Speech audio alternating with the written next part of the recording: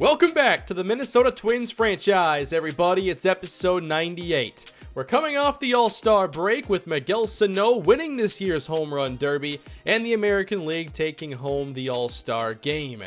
Our focus now turns to preparing for the trade deadline and upgrading this team.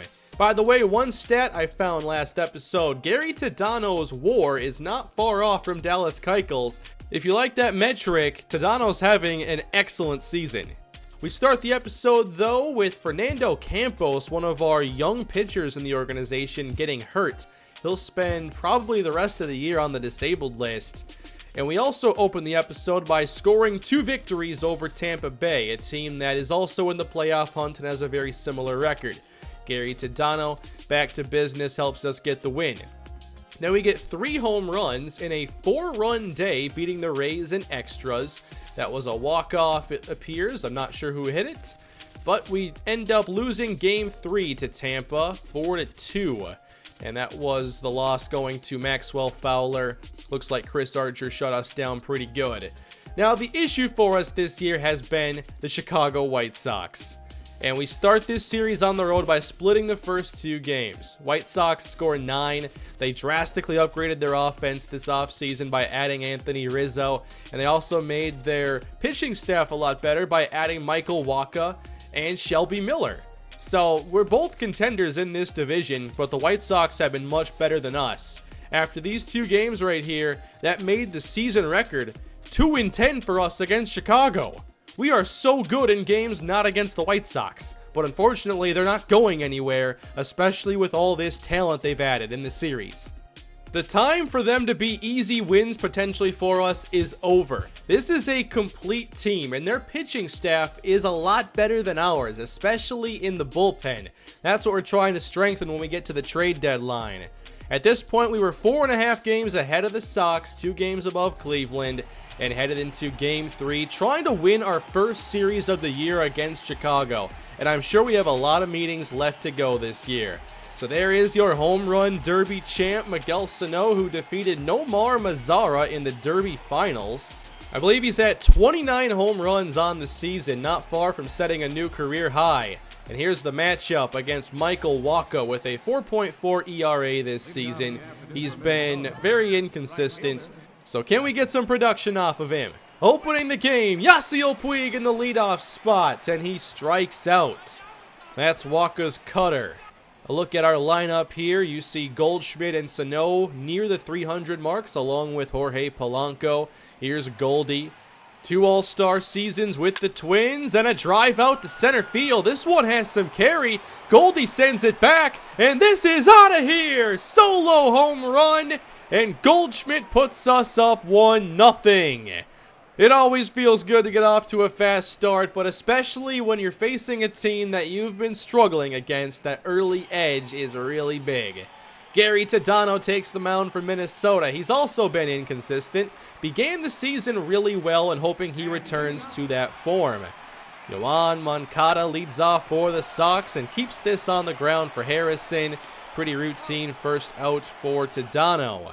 Then you get the lefty power from Chicago, and Lucas Duda cannot touch the curve. That was a perfect pitch. Then Anthony Rizzo, this could be a problem. This is carrying deep to right field. Puig back to the wall, and this is out of here. Solo homer. We're tied at 1. Both pitchers give up first inning solo shots.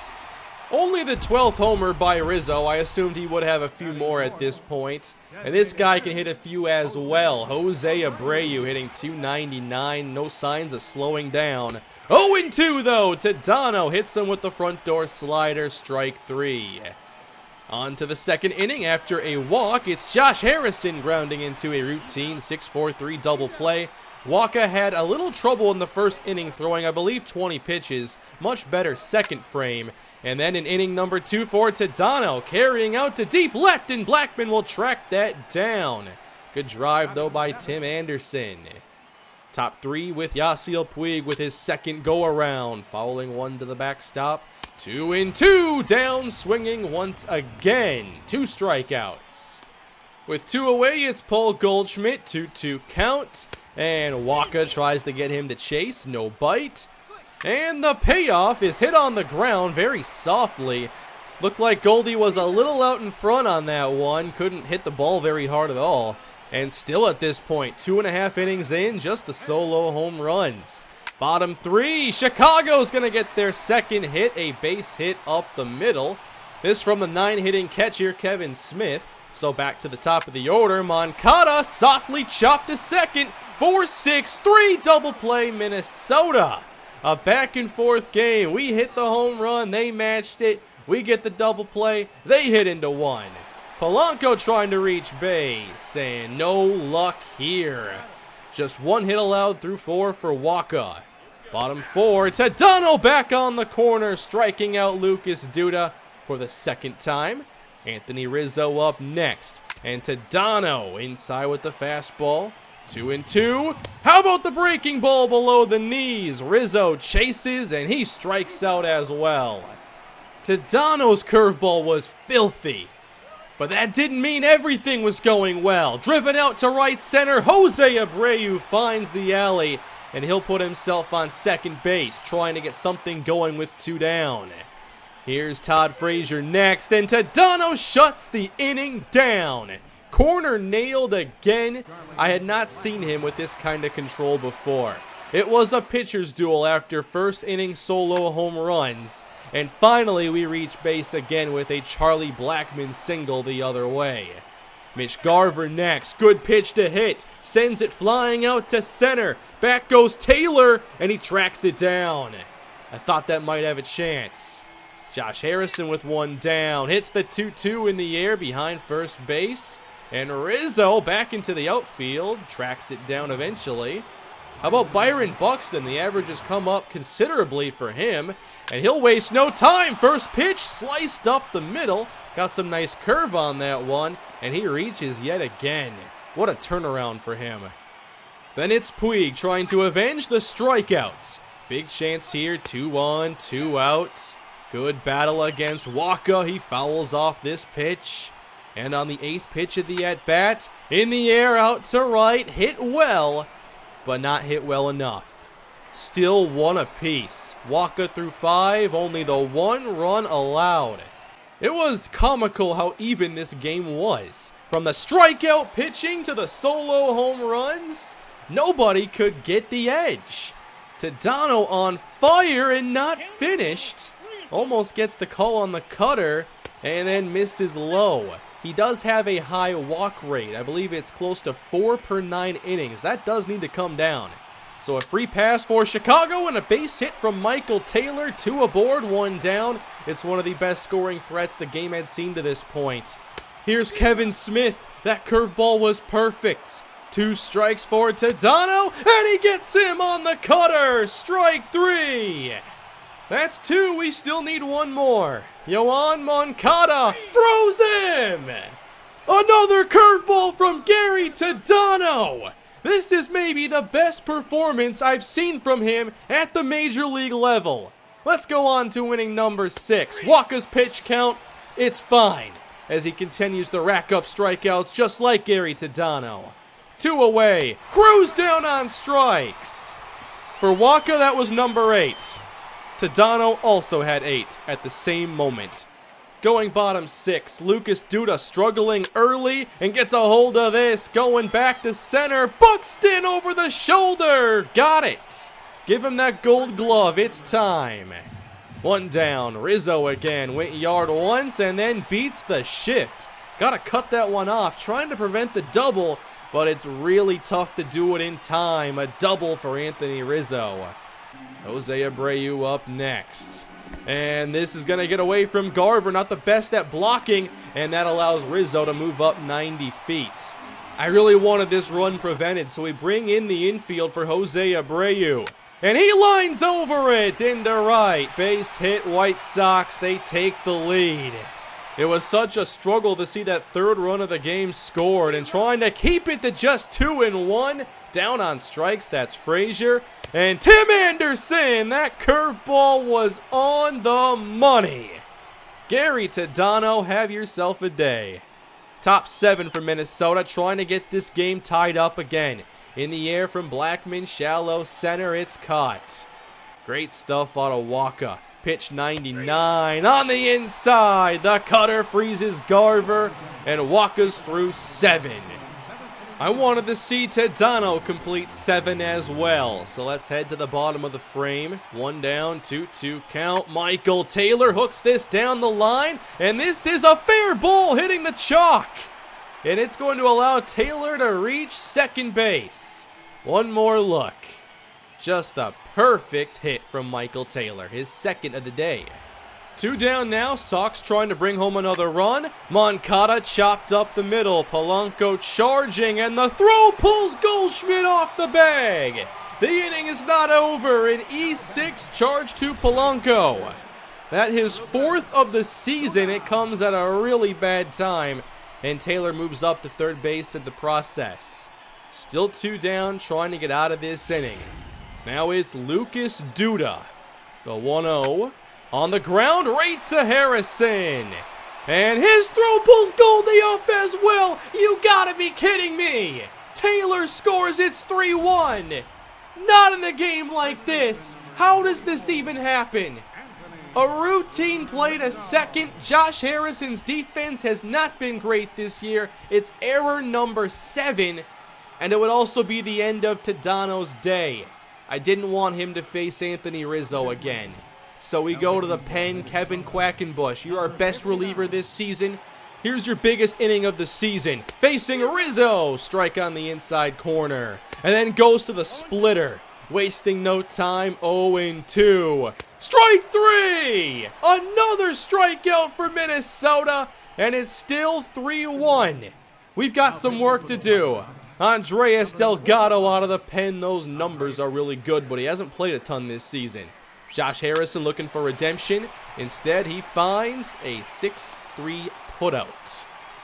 Yasiel Puig trying to turn around his day. 2 strikes, 2 down, and he strikes out and busts the bat in frustration. Clean in half. What a break. And we go bottom 8, knowing it's going to be at least a 2-run deficit in the 9th. Nice job by Quackenbush, getting 4 clean outs on 13 pitches. Now we got to face their closer. Here's David Robertson, 21 saves on the year. But we have the players up that we want. Paul Goldschmidt with a drive out to right center. This one's deep and over the glove of Duda. It's down and Goldie rounds second base. Racing to third. Safe. This goes as an E9. Not a double. No hit given to Goldschmidt.